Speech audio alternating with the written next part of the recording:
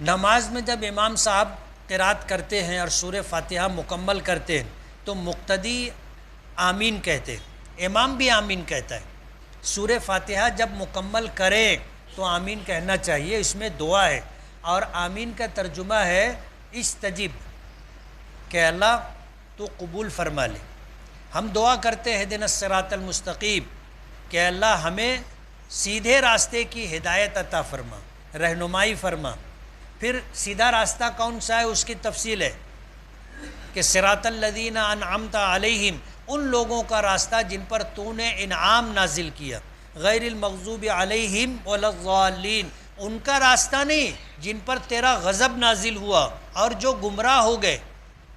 تو ہم اس پر کہتے ہیں آمین، اور کہنا چاہیے۔ امام بھی آمین کہتا ہے، مقتدی بھی آمین کہیں، اور حدیث پاک میں آتا ہے کہ فرشتے بھی آمین کہتے۔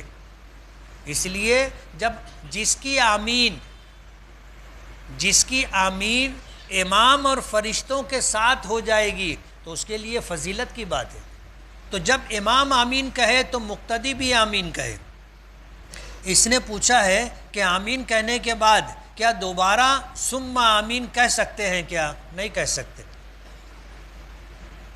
وجہ اس کی یہ ہے کہ عبادات کے معاملے میں ہم تابع ہیں، جیسا ہمیں بتایا گیا ہے ویسا ہی کرنا ہے، آگاؤ نہیں چلنے کا۔